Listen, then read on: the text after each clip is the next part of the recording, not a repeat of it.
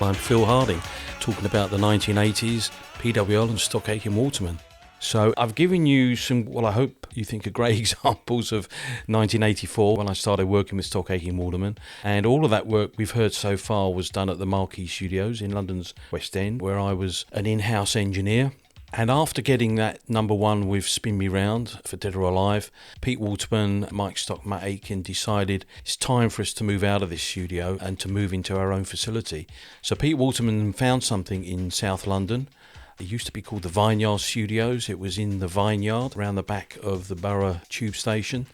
And it was an old electric power station that someone else had already converted into a studio, and it was perfect. We moved into the first floor upstairs space, built a wonderful studio built around the SSL console, and funnily enough, the phone dried up a little bit after not just the #1 with Dead or Alive, but a very successful second album for them, the Youthquake album, which charted well, and quite a few different things began to happen. So I'm going to kick off again with a record you may not have heard before, unless you're a mega PWL fan. This is a cover of the James Brown classic, It's a Man's World by Brilliant.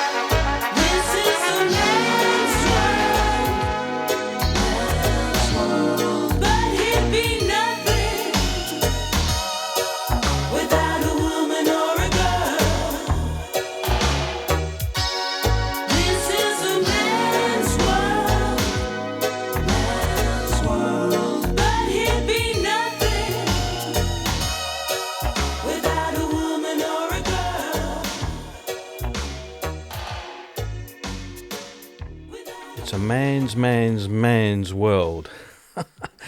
Brilliant were made up of Jimmy Courty, Youth, and June Montana on vocals there.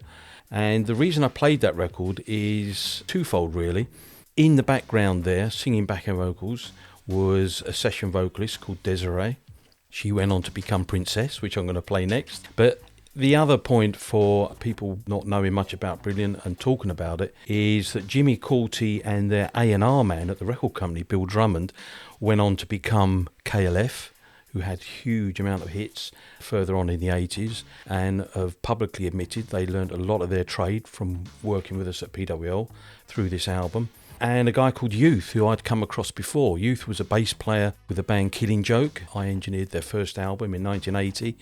And Youth has since Brilliant gone on to become a worldwide famous record producer, producing Paul McCartney and all kinds of big names. I still come across Youth now and again when I'm out and about in London. So we're moving on. The next record I'm playing you is Princess, Say I'm Your Number One.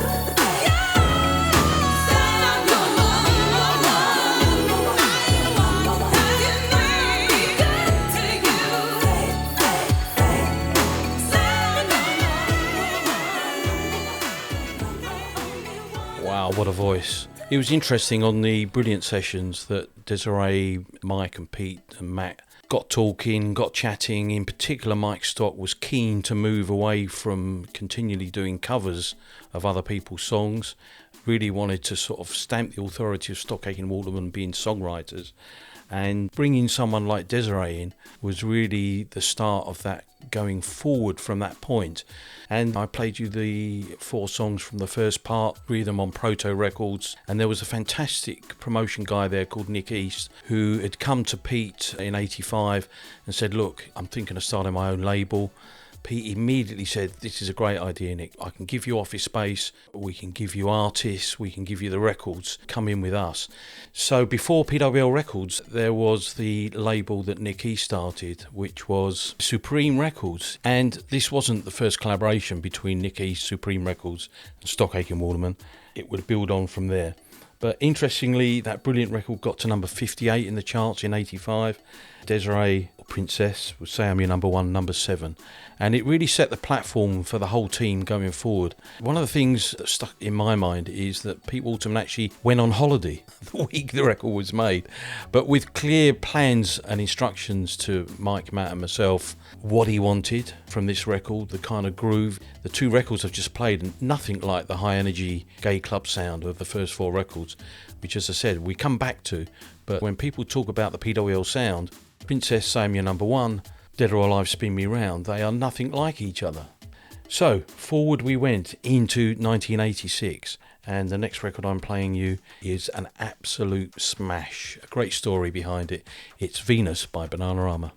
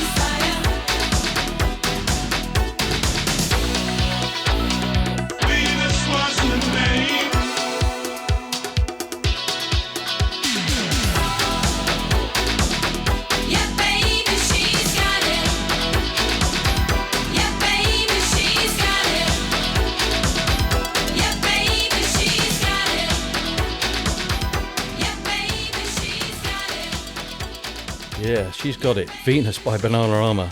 A number 8 UK hit, but significantly a number 1 USA hit, pop charts and the dance charts.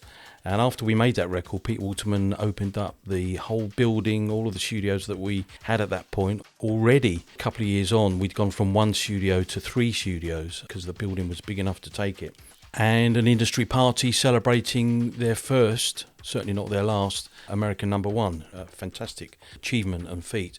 It was interesting when we started that record. Obviously, that's a cover of an old 60s track, and it was done kind of in a modern, hats off, keeping that guitar and making it sound like a straight ahead pop record.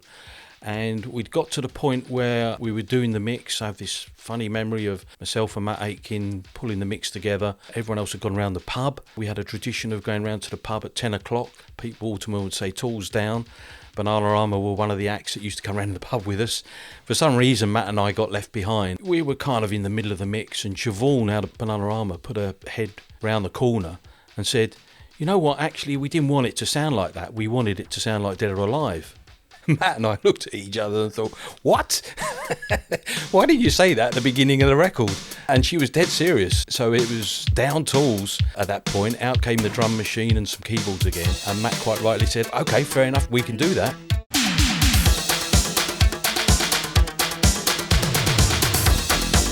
And it was the same when Pete Burns out of Dead or Alive turned up, and I don't know which one of us it was that said to him, "Why are you here with us, Pete?" And he said, "Well, I've been hearing your Hazeldean and your Divine records in all the clubs I go to in Liverpool, and persuaded my record company, who were quite against coming to Stock Aitken Waterman, CBS Records, a massive company. But he was determined. He said, "No, this is the sound we want for Dead or Alive, the sound I want, and that's where we're going." This would happen time and time again. Anyway, we've moved on to 1986, and going back to Supreme Records and that relationship I was talking about. After the Princess hits, Nick East signed a couple of young girls from the East End, Mel and Kim, the Applebys, and we made this first record, Showing Out. There's lots of stories about how some of the Stock Aitken Waterman songs came about, and one of the ones for that was asking one of the assistants, Jamie, and I think it was one of the girls that asked him, I'm not really sure, because we'd already made a record with them before this Showing Out, and then Pete Waterman put it on hold and said, "No, we're going to make a new record based around this new Chicago house sound that's coming." But anyway, they're asking, "Oh, what are you doing at the weekend, Jamie?" "Oh, I'm showing out." Mike Stott looked at Matt Aitken, and on it went from there. But basically, this is 1986, and the Chicago house sound had arrived in the clubs. And because of Bananarama, we had a good relationship going on with DJ Pete Tong. Would come in with records, usually leading up to the weekend, and would hand them over to Pete Waterman and say, "This record's really going to be happening this week." The Chicago house, it was a sound of a number of records coming together. So the idea was, let's forget this first record that was called System, that had been recorded and was already pressed and ready to release with Mel and Kim, and make a new record based around the Chicago house sound. And 120 BPM or just above that sometimes. And this formed the kind of house club pop sound of PWL and SAW going forward for quite a few years. So it's Mel and Kim, Showing Out.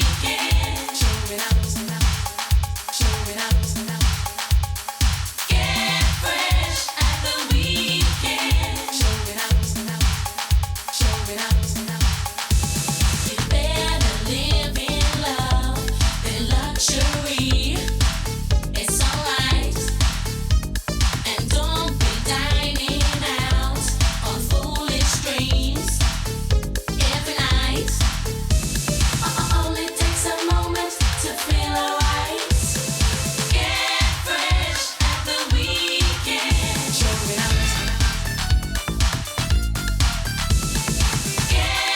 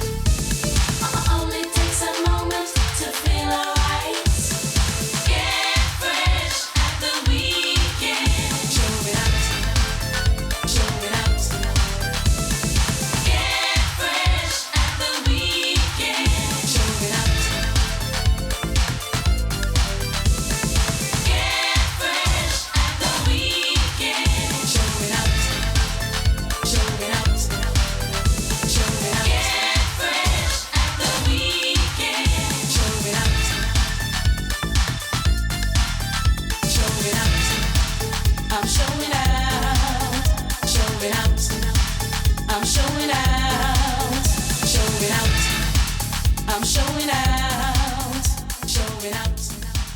I'm showing out.